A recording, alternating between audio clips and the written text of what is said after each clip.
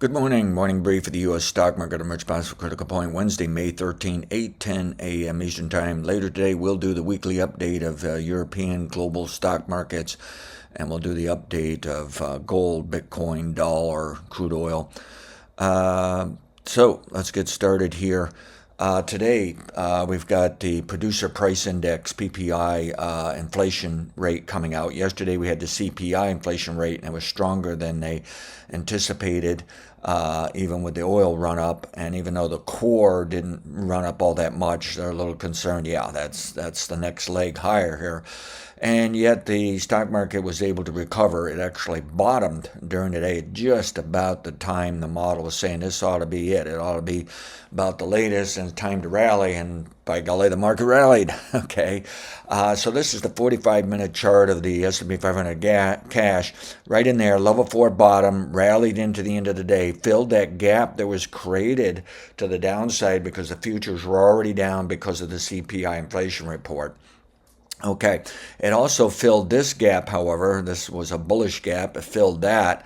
So I think they'll feel a little comfortable cleaning up some things here, but I think they're in an attitude to keep on buying. However, starts trading below yesterday's low, and more so if it starts swinging down to 73.20 cash, S&P 500. Got to be concerned something's changing, and they want to knock it down into around the 72.80 level, fill that gap. They may yet run it down to that gap in the 72.20. So somewheres in the 7200s, they can consolidate and maybe put another bottom in. Starts trading below that, something larger has shifted, and we may have to be reevaluating concern if we're not already on top of it, of selling. This is a breakaway gap, which is quite bullish, okay? Whereas this is just a trader's gap, they probably will pay less attention to it.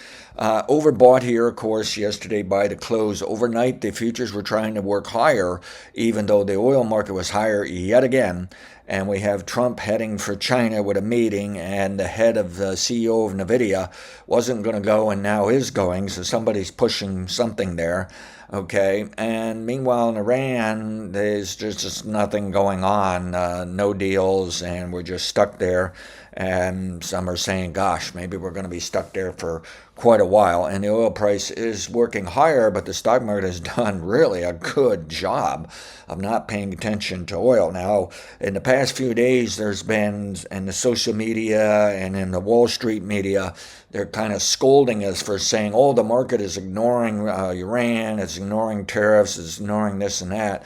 They're saying we shouldn't use ignoring. They say, yes, the market is concerned of these things, aware of these things, but it's still adding up to the fact businesses are making money, stocks ought to be worth more anyways, okay? And I'm fine with that attitude. I'm staying with it's ignoring because we have a day of reckoning coming next year, or 2029, 30, 2028 can be a rebound or additional up year.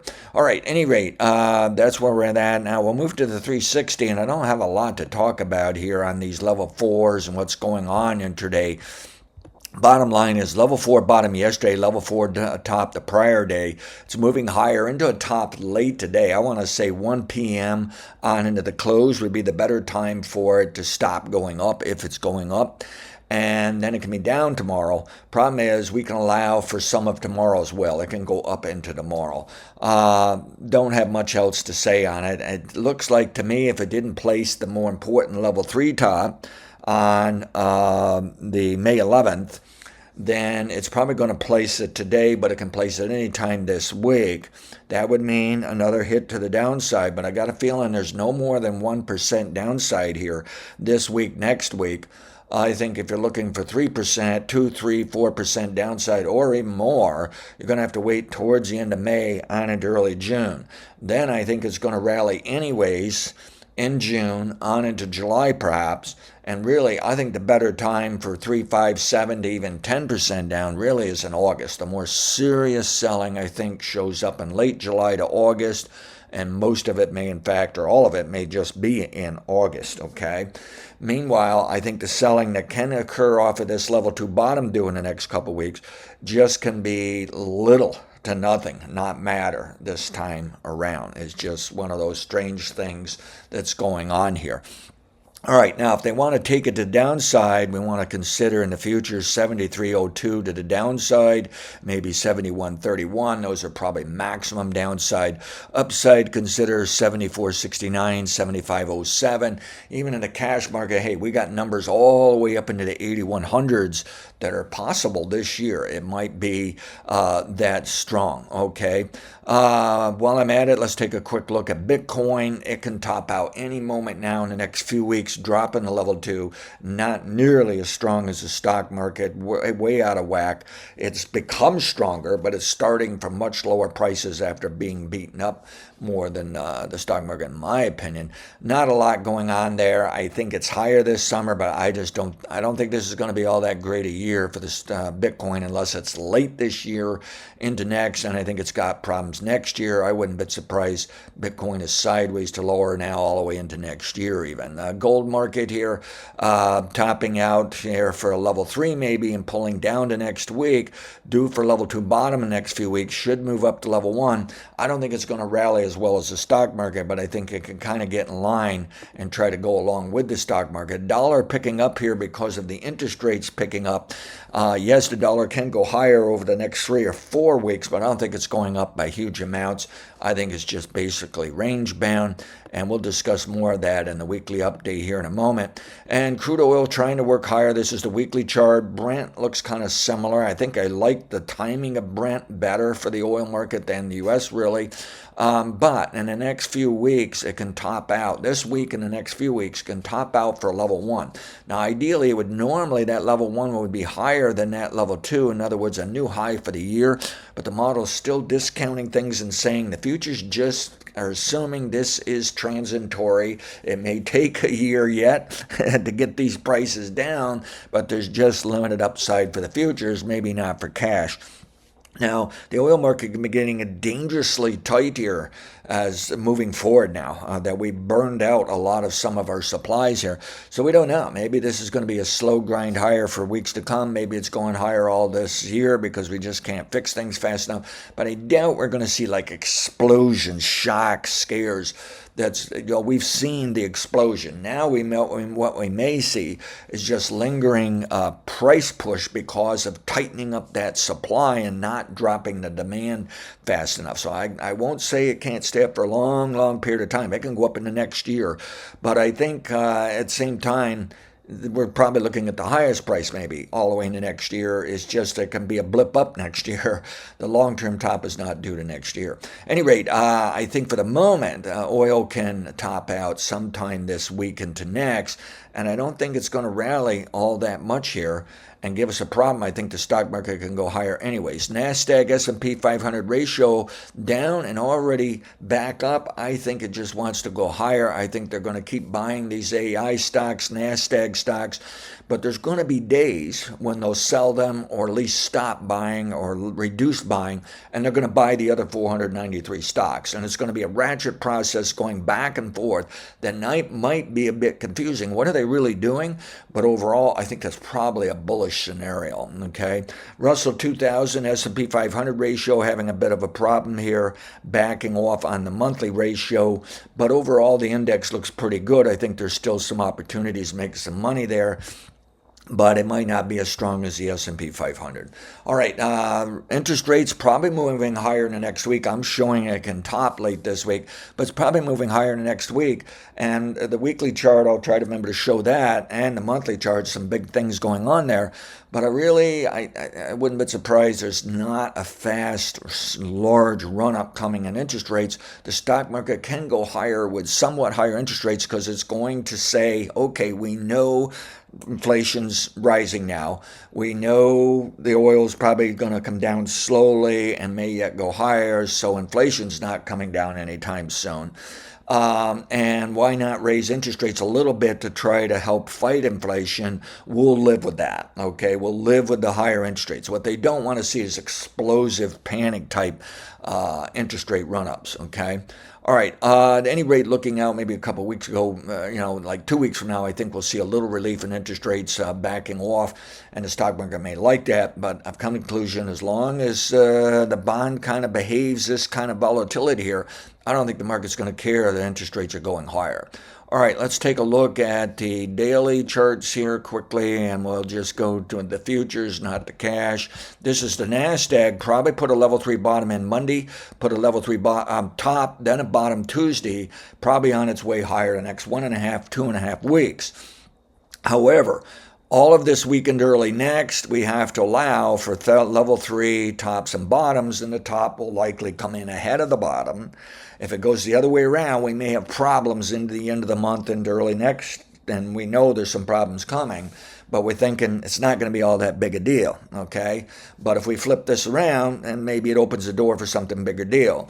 I don't think Trump's going to do well with the meeting over there in China. He hasn't won anything yet in all this tariff stuff. And yet I don't see anything negative coming out of it to really sell stocks hard. And U.S.-Iran thing, I think we're just stuck in a rut. We're stuck in the mud for a while here, okay? So at any rate, there is a possibility it's already bottomed bullish for a while. I can't rule back additional setbacks below the 5-day average, but look how well they continue to buy the 5-day average, even yesterday, even this morning for the moment at least. We'll have to see the inflation report this morning. If it knocks it down, and it wants to stay down into the close today, it'll be down tomorrow for level 4, but I think tomorrow, next day, we'll look for a bottom for level 4, and if it don't beat it up much more than what we saw yesterday, I think it's just still maintaining this big, glorious uptrend we've seen here once they got over the Iran war issue, okay, and went back to buying because of corporate profits and earnings that are still looking good and making money. This is the S&P 500 futures here, and notice this trend line. It's following that up. Notice the 5-day average is following that up. Again, we got to allow 1% or a little more setback, and then maybe towards the end of May, early June, we can allow something bigger. But the biggest of all that I see looking out the next 90 days really is probably more like late July into August, mostly August. So I think still prices are going higher, higher, higher. All right, at any rate, so far this is still behaving. It's slowed the up pace. It is concerned. It's still trying to bet we'll fix Iran somehow or we're going to survive at least. And really for our overall economy, the answer is yes for that. Let's take a look at the extended hours this morning here for NVIDIA. It was up strong, now backing off. They're probably getting ready for that producer price index report. And since I'm running late on purpose on here, I'm going to stop this and just wait on that report and see if I can give you a quick update on it. And then I may have to do another update later with charts and stuff, but I may not. I may wait till tomorrow here for the weekly update. Any rate, in my opinion, NVIDIA, Mag 7 are all hanging in there. This is the Mag 7. They're all hanging in there well enough. Let's go to the weekly chart now. And on the weekly chart, we've got, that level 3 top due this week next. We've got a level 3 bottom that maybe this week, but argue next week, following week. It's a bit sloppy on us.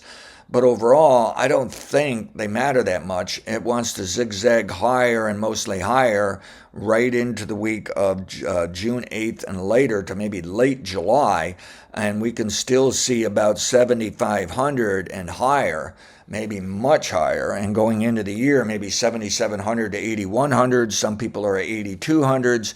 Okay, other people were 76, 77, but from what I understand, they're on board now raising. It scares me that it's kind of like the crowd mentality. Everybody's chasing one another higher and higher targets, so somebody has to make a mistake someday, but I don't think it's really here right at the moment. I think these companies are going to make money even if they have to just squeeze it out of us at the store level. Now, keep in mind, a CEO of Heinz Food Company, she made a comment here that people are running out of money. So, we still got to look over our shoulders of disasters. We have to consider, instead of the stock market being smart and topping out ahead of the bad stuff, it may top out after the start of the real bad stuff on our economy. It could be a bit irrational and a lagging indicator of the economy, all right? But that doesn't mean it starts today. And it looks like we at least want to give the bulls a chance into June, July. We may want to give the bulls a chance right into the end of the year. We may want to give the bulls a chance in the first half next year. But next year, there's going to be a setback that can be worse than this year, maybe even as bad as 2025, okay? and may even blow up and become a recession and become a serious problem, although I think that is still likely 2029-30, not 2027. All right, estimated value is still trending higher, but the market's way above it, but it seems to be comfortable with it. So there's things to look for that can cause setbacks, consolidation, cause slower rising. We still got this level 2 bottom due around May 25th to June 8th, and even though we can allow later than that, the model is throwing out the later. It's saying it's probably going to occur sooner rather than later, and it's probably just going to occur on the way up. There probably is not a lot of downside. I'm going to be watching this trend line here. I'm not so sure I drew that correctly. It ought to be up more like that.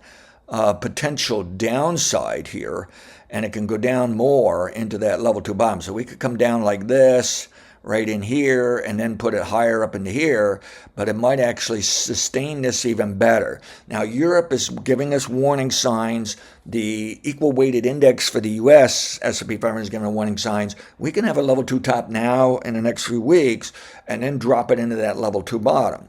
Whereas the NASDAQ, S&P 500, and somewhat the Dow Jones are saying, no, it should have already topped for level 2.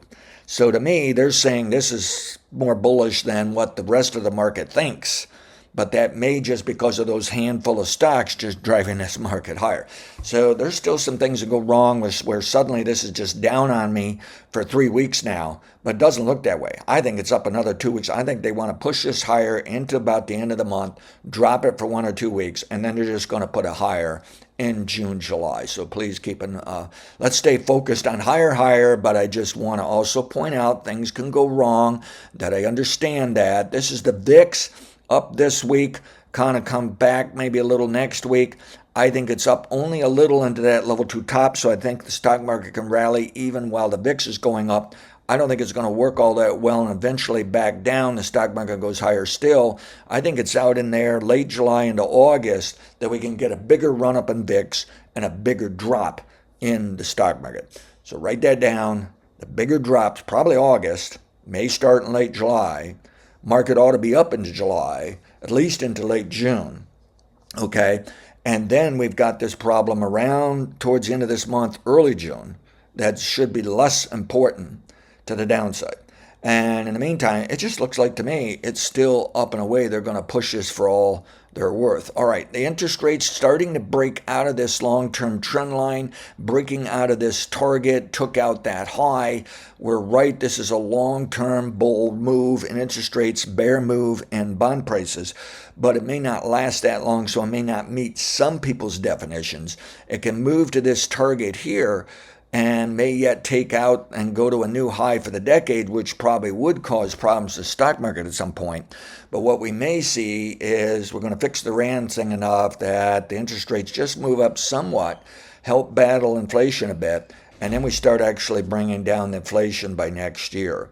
I'm concerned the jobs and the negative side of the K economy is going to remain intact into next year, but the rich are going to cover it up, making things look better, at least this summer, and people might actually feel a little better this summer, fall.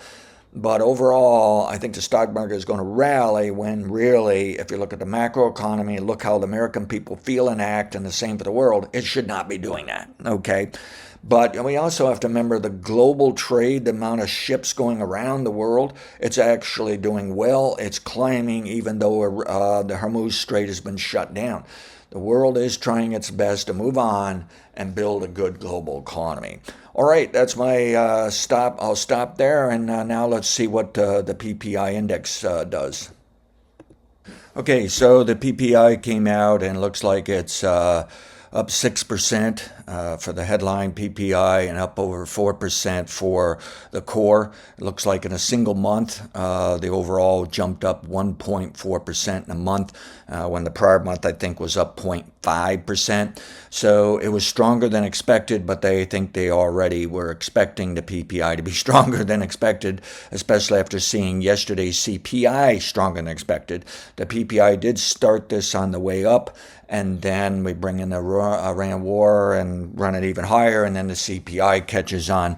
The interesting thing is the stock market seems to be doing nothing. I'm kind of surprised on my Bloomberg subscription. I don't even see any news on it. I went over to the free stuff and found even on CBS Market Watch, they were one of the first to punch the numbers out there. And it's just now being talked about. It's acting like they don't particularly care about this. Now, maybe in the next few minutes, they're going to hit it and get all nervous and shook up. But it sounds like everybody's just back to watching the oil price and curious of what Trump's doing. Apparently, Trump's already in China there ready for the meeting.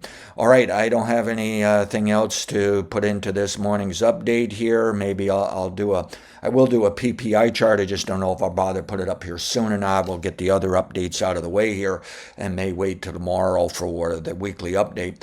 But yeah, inflation's rising, but people assume that the economy's not falling apart. The companies are still going to make money anyways. Therefore, the stocks are going to be worth more anyways, that there's no reason getting too excited there. Have a great day. Talk to you later.